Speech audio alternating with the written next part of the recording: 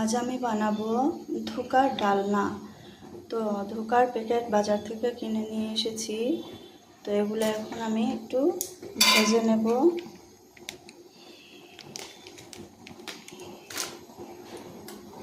প্রথমে দিয়ে দিচ্ছি একটু জিরে ফোড়ন,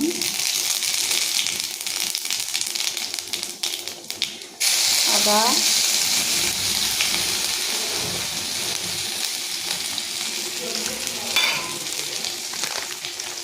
তারপর এগুলো দিয়ে দিলাম। সামান্য হলুদ গুঁড়ো দিয়ে দিচ্ছি আর স্বাদ মতো লবণ।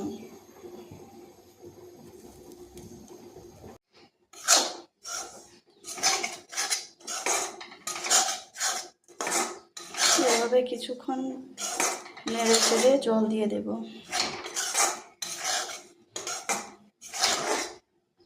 দিয়ে দিচ্ছি জল।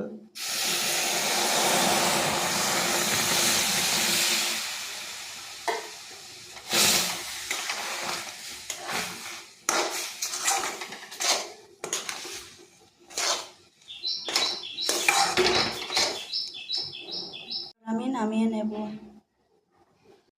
আমি থালের মধ্যে একটু তেল ব্রাশ করে এইভাবে নিয়ে নিয়েছি। এবার কেটে নেব। আমি এইভাবে চৌকো চৌকো করে কেটে নিয়েছি। ধোকাগুলো এখন আমি এক এক করে সবগুলো ফ্রাই করে নেব। এইভাবে লাল লাল করে সবগুলো ভেজে নেব।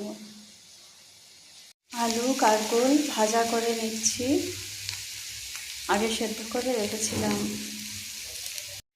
কড়াই বসিয়ে তেল দিয়ে দিচ্ছি। এবার দিয়ে দেব জিরে ফোড়ন, দিয়ে দিচ্ছি শুকনো লঙ্কা, আদা, কাঁচা লঙ্কা।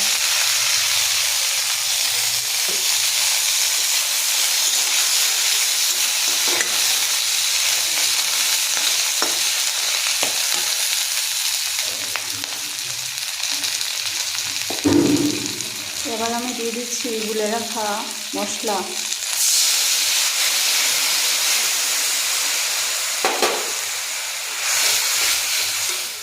দিয়ে দিচ্ছি হিং,